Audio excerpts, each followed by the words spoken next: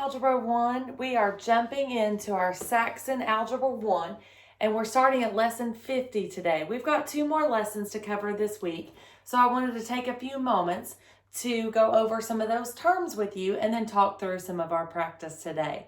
I hope you all are doing great. So, lesson 50 is some things that we have actually covered before in class. And I would say a lot of you who had a pre-algebra class, whether it was Saxon or another curriculum, you probably talked about graphs. So in Saxon, we have been doing a lot of graphing on a number line, and we have been putting open dots. We've also been putting closed dots, and we have, been writing conjunctions. So we would say x is greater than 3, but less than or equal to 5. So we would say x is greater than 3 and x is less than or equal to 5 because it joins in these two, but it's an open dot at 3, closed dot at 5. So we have done that with number lines. But now we're looking at graphing on the Cartesian plane. So I have the x and the y axis. So it's very important to know how to graph those. So when I have an ordered pair, that tells me the x and the y. So always x comes first, and just remember your alphabet. X always comes first. So x and y. So a practice would be 3, 4. So I would go, I would start at the origin. The origin is the center, and I would come over to the right, 1, 2, 3. And I'm moving to the right because it's positive. Backwards would be negative for x. So x always comes first, and you're always moving right or left first, then up or down, depending on whether it's positive or negative. So since both of these are positive, I'm going to move right first, then up. And this is quadrant 1 because both are positive. So I start at the origin. I'm going to go 1, 2, 3. Then I'm going to go up 1, 2, 3, 4. So my point will go over 3, up 4, and it's 1 dot. I had a student one time who would put multiple dots. They would put a dot at 3 and a dot at 4. But understand it takes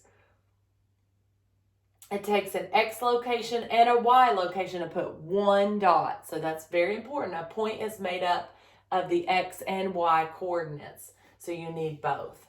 So always start at your origin and then move your X and Y. Now this is quadrant 1, and the quadrants move like a C. So it goes 1, then 2, then 3, and we write it as Roman numerals, and then 4. So quadrants start where both x and y are positive, and then this would be where x is negative and y is still positive.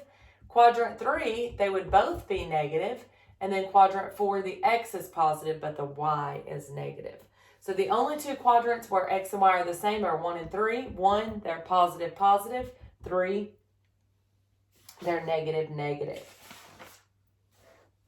All right, so lesson 50. I'm looking at page 202, and it's talking to you about ordered pairs.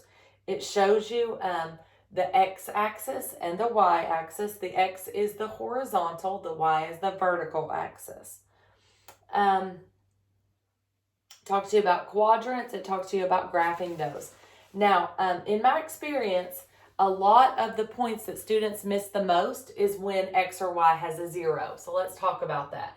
So if x were 0 and y were negative 2, where would that be?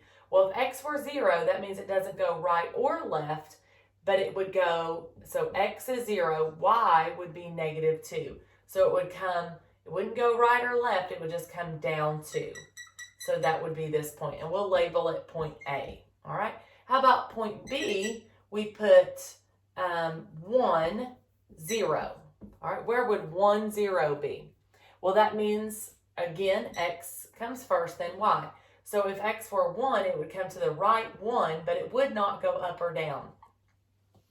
So that point would be directly on the x-axis. notice point A is directly on the y-axis. So A is on the y-axis, but X is 0. And B, right here, B is on the x-axis, but notice the y is 0. So that's always interesting to know that in order to find an axis, the opposite is set equal to 0. Now let's take a look at our practice. The practice, all you're doing is graphing 2 points. So -6, -7 is practice A. All right, so practice A, -6, -7. So all that I'm doing is moving back on the x-axis. I start at the origin, move back -6, and then down -7. So it'd be somewhere in quadrant 3. I'm not going to put that, but I would encourage you to put that on your paper. All right, and then letter B would be 4, -5.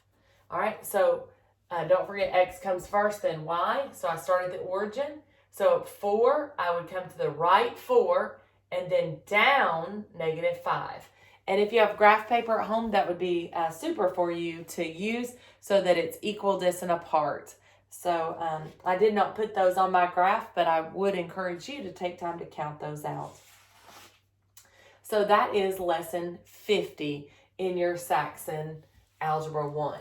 Now, lesson 51 covers a little bit deeper into graphing. All right, so lesson 51 is actually where it gives you a function. It gives you an equation with X and Y, and it asks you to graph it. So you're going to have to make up a table for that.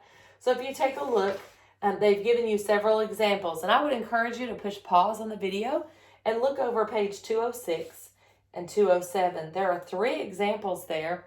All of them have a rule, and then they've made up a table to plug in values into that rule. They plug in the X values to see what the Y values would be at different points, and then they graph the line connecting those points.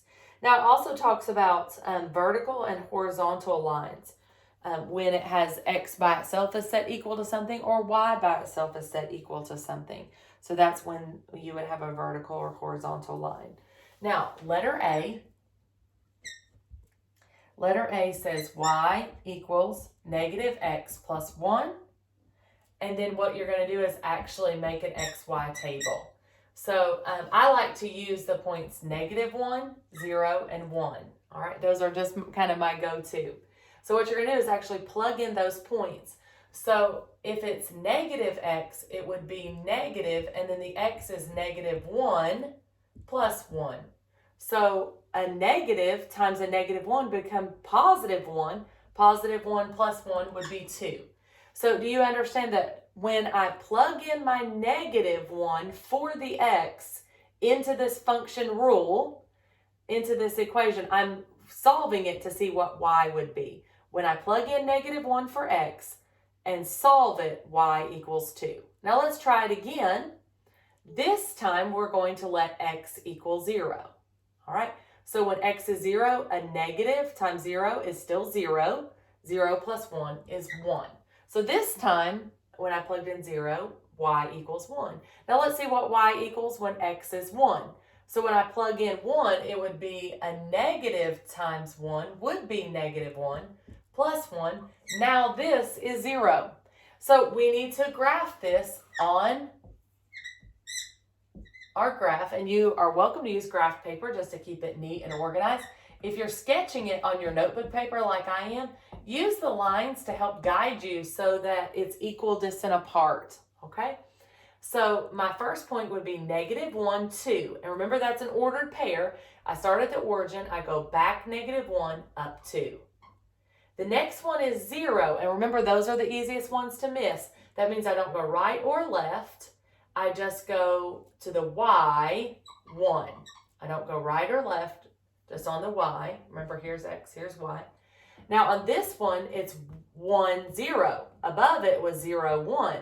That means I go to the right 1, and then I don't go up or down.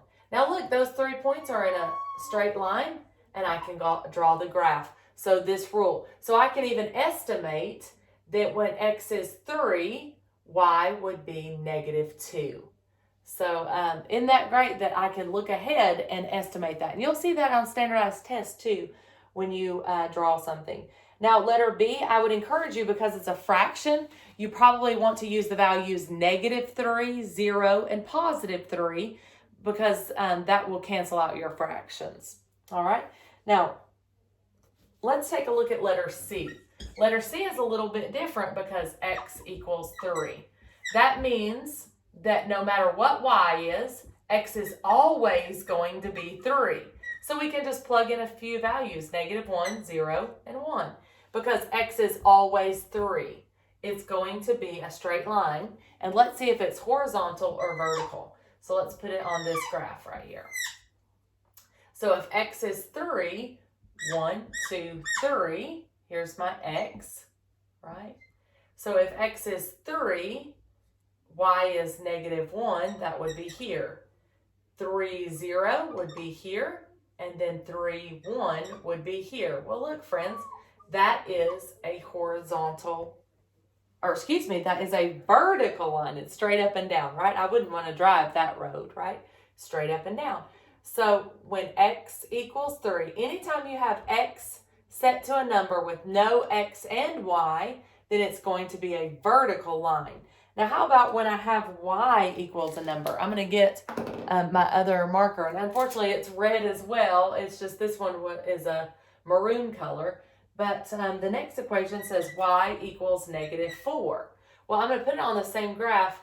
X is here. Y would be here on the y-axis.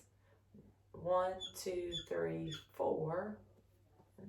All right, so now let's draw our graph. So no matter what x is, this time y is -4. And I can again choose -1, 0, and 1. Doesn't matter what x is, this time y is -4. So my first one is -1, -4. Next I have 0, that means it doesn't go right or left, I just go down to -4. The next one is 1, -4. What kind of line is that, friends? Well, it's a horizontal line. So do you see the difference? When y is set to a number, it's a horizontal line at that point on the y-axis. But when x is set to a number, it's a vertical line at the x-axis at that point. So that's very interesting. So that would be a good question for you guys to answer is when x equals a number, is that vertical or horizontal? So make sure you all are looking out for that. So I hope you have fun this week as you're starting in the Cartesian plane and you're starting to graph things. It's just opening a whole new world of algebra. So I'm proud of your hard work, and I hope you guys have a great week. Thanks.